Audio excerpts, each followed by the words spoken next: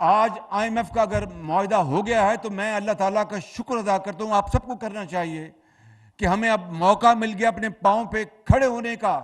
لیکن یہ اس طرح نہیں ہوگا جس طرح عمران نیازی نے پاکستان کو 4.25 سال چلایا اور ایک اس ادارے نے اس طرح اس کو پالا پوسا کہ 75 سال میں اس کی مثال نہیں ملتی اور آئندہ بھی کبھی مثال نہیں ملے گی. یہ میں آپ کو لکھ کے دینے کو تیار ہوں. جس حد تک اس کو سپورٹ کیا گیا اور جس حد تک اس کی جو نزاکتیں اور اس کے نخرے برداشت کیے گئے، میں تو جب دیکھتا ہوں، اب تو میں خود دیکھ رہا ہوں اپنا پرائم منسٹر ہاؤس میں بیٹھ کے جو کچھ یہ آدمی ٹانگ پہ ٹانگ رکھ کے فیصلے کرتا تھا اور اس کی اپنی من مانی کرتا تھا. تو کہنے کا مقصد یہ ہے، اگر کلٹ بنا ہے تو اللہ تعالیٰ پھر اس کلٹ کو اس کا علاج ڈھونڈے گا. لیکن مجھے بتا دیں کہ 4.25 سال میں کون سی ایک چیز ہے جو اس نیازی نے کی ہو تو جس کو مثال بنا کر میں بھی کہوں. اب ایک پروگرام تھا، میں بات کرتا ہوں، آپ کو پہلے بھی کر چکا ہوں، فرسٹ ٹائم نہیں کر رہا، کہ ایک پروگرام تھا 1122 جب میں 2008 میں آیا. بڑا اچھا پروگرام تھا. اس کو میں نے پورے پنجاب میں پھیلا دیا اس کو کہ وہ پروگرام اچھا تھا. تو کون سی ایسی مثال ہے اس کی جس کو میں اس کو فالو کروں؟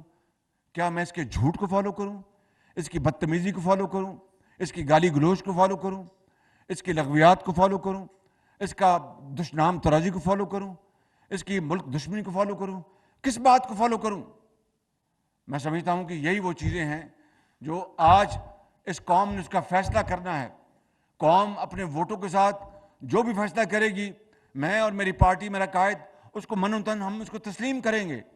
لیکن یہ بات سامنے رکھنی چاہیے، اور میں سمجھتا ہوں کہ ہماری قوم میں اتنی الحمدللہ ان میں احساس ہے، ان میں قوت ہے، ان میں بینائی ہے، ان میں اپنا فورس سائٹ ہے کہ وہ فیصلہ کر سکتے ہیں کہ کون جھوٹا اور کون سچا ہے، کس نے خدمت کی قوم کی، کس نے قوم کا وقت ضائع کیا. کہ ان 4 مہینوں میں بجلی یہ تیل اور پٹرول کی قیمتیں شروع میں بہت بڑھیں، کمی بھی آئی، لیکن کمی کم آئی اور بڑھائی زیادہ گئی. اس میں کوئی دو رائے نہیں ہے. سچی بات یہی، حقیقت یہی ہے، تکلیف دہ حقیقت ہے. اگر میرے بس میں ہوتا تو میں وہی آپ کا خادم ہوں نا.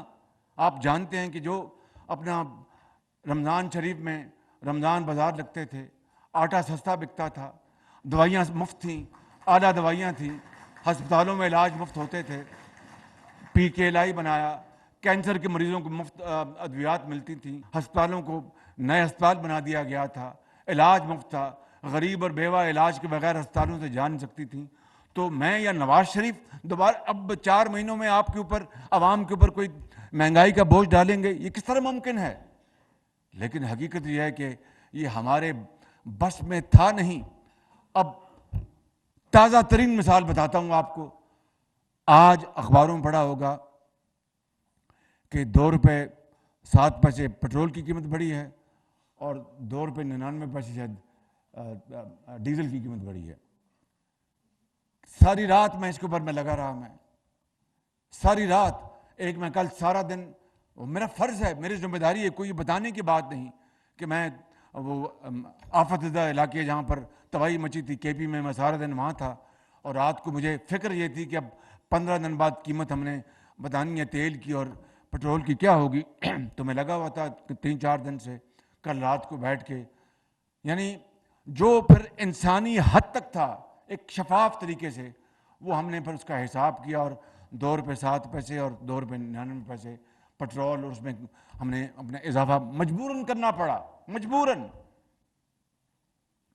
عوام کو یہ جو فیول ایڈجسٹمنٹ چارج ہے جس کو FAC کہتے ہیں، تو جو FAC کا جو ہوتا ہے، اس کا جو ہوتی ہے اپنا جو بھی کم ہو یا زیادہ، تو 2 مہینے بعد یہ پاسن ہوتا ہے. تو یہ جو جون میں، مئی اور جون میں جو بل آئے، وہ مارچ میں جو شپمنٹس آئی تھیں، جو آسمانوں سے جو قیمتیں باتیں کر رہی تھی تیل کی، وہ آئیں، اور 2 مہینے بعد یہ پھر FAC جو پاس آن ہوتا ہے.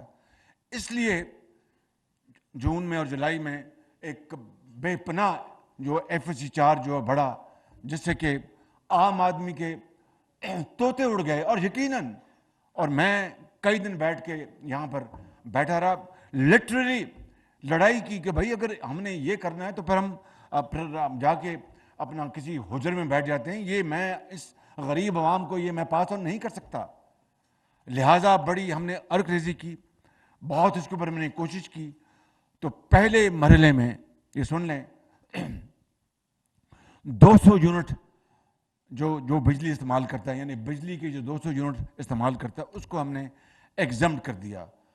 और जो एग्जम्पशन की उसका जो हुकूमत को जो उसका बोझ उठाना पड़ा, वो कितनी अमाउंट थी? 21 अरब रुपए। मगर वो 48 या 52% जो कंज्यूमर्स हैं उसको कवर करती थी। मैंने कहा नहीं, जब तक कि 300 यूनिट तक हम एग्जम्पशन नहीं देंगे।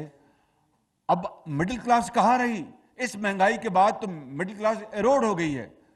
मैंने कहा कि 300 यूनिट तक हम एग्जम्पशन देंगे तो बात बनेगी, उसके बगैर बात नहीं बनेगी। चुनाचे 200 को हमने एग्जम्प्ट किया FSC में। 6 सितंबर तक मोहलत ली कि सभी का हमने बिल रुकवाया। और आज मैं अल्हम्दुलिल्लाह आपको कह सकता हूं कि 300 यूनिट तक जो लोग बिजली इस्तेमाल करते हैं उनको सबको FSC से एग्जम्पशन हम दे दिए। बिल्कुल।